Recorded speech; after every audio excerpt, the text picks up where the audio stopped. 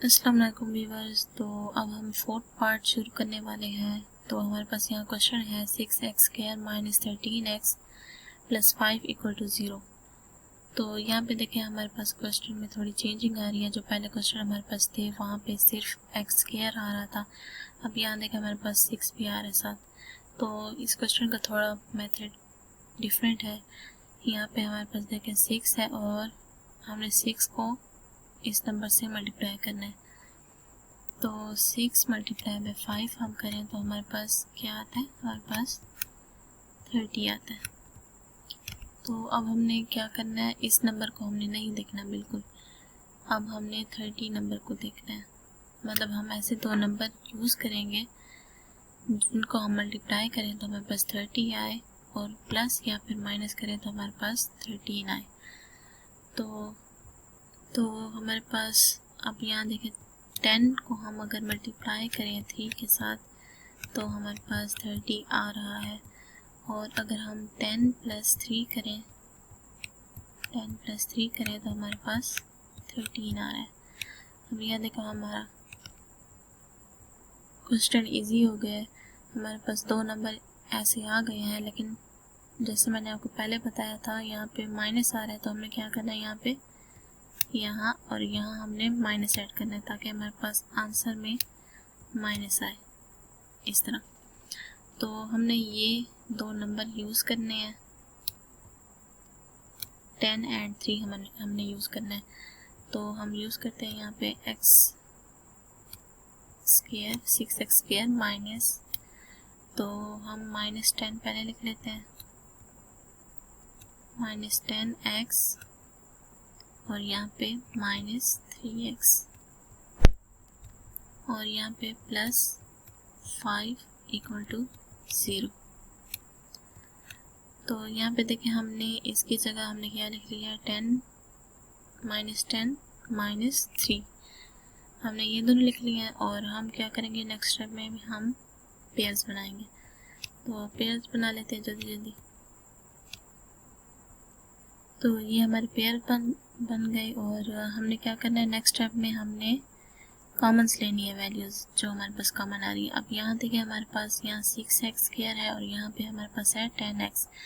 मतलब यहाँ पे हमारे पास एक x यहाँ से और एक x यहाँ से दोनों कॉमन आ रहे हैं। और यहाँ पे देखिए हमारे पास 2 वाला टेबल जा रहे हैं इन दोनों पे। तो हमने क्या करना है, 2 और x दोनों को हमने कॉमन ले लेना है। तो यहाँ पे हमारे पास क्या रह जाएगा, 2 3 6 होता है तो यहाँ पे 3 रह जाएगा और यहाँ पे एक x आ जाएगा, क्योंकि हमने एक x बाहर लिया तो एक x अंदर आ जाएगा। माइनस, अब यहाँ पे एक x हमने बाहर ले लिया और यहाँ पे 2 भी ले लिया, तो मतलब x तो बिल्कुल बाहर चला गया और 2 5 10 हमारे पास यहाँ 5 आ जाएगा माइनस। अब यहाँ देखें हमारे पास यहाँ पे कुछ भी कॉमन नहीं आ रहा, तो हम क्या करेंगे, सिंपल यहाँ पे 1 कॉमन ले लेते हैं। तो जैसे कि मैंने पहले बताया कि जो बाहर वाला साइन होगा वो अंदर ब्रैकेट के अंदर वाले साइन के साथ मल्टीप्लाई हो जाएगा। तो माइनस प्लस यहाँ पे माइनस हो जाएगा, 5 के साथ हमारे पास माइनस आ जाएगा इक्वल टू 0। अब यहाँ देखिए हमारे पास 3x - 5 और 3x - 5 ये दोनों सेम आ रहे हैं, तो हमने इनको एक दफ़ा लिख लेना है। 3x - 5 और यहाँ पे देखें हमारे पास 2x - 1, इनको भी हम एक बार लिख लेते हैं, 2x - 1। अब नेक्स्ट स्टेप में हम इनको अलग अलग लिख लेते हैं। अब यहाँ पे देखें मैंने इन दोनों को अलग अलग लिख दिया, तो हमने क्या करना है, यहाँ पे दोनों की x की वैल्यूज़ हमने फाइंड करनी है। तो यहाँ पे हम क्या करते हैं, यहाँ पे पहले हम कांस्टेंट जो है पहले उसको उस साइड पे लेके जाते हैं। 3x - 5 को हम जब उस साइड पे लेके जाएंगे तो हमारे पास +5 हो जाएगा। और इस साइड पे हमारे पास देखें तो यहाँ पे -1 है, जब ये उस साइड पे जाएगा तो हमारे पास +1 हो जाएगा। तो नेक्स्ट स्टेप में हमने क्या करना है, x की वैल्यू निकालनी है और यहाँ पे हमारे पास आ रहा है 3x = 5। तो मतलब इस 3 को हमने हटाना है। तो इस 3 को हटाने के लिए हम क्या करेंगे, 3x = 5 इस तरह है। तो हमने क्या करना है, यहाँ भी 3 डिवाइड कर देते हैं और यहाँ भी 3 डिवाइड कर देते हैं। और बिल्कुल इसी तरह उस साइड पे भी हम ऐसे ही करेंगे।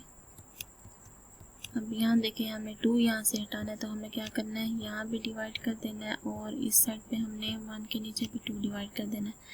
अब ये 3 और ये 3 आपस में कैंसिल हो जाएंगे, ये और ये भी आपस में कैंसिल हो जाएंगे। तो यहाँ पे हमारे पास क्या रह जाएगा, x = 5/3 और यहाँ पे हमारे पास रह जाएगा x =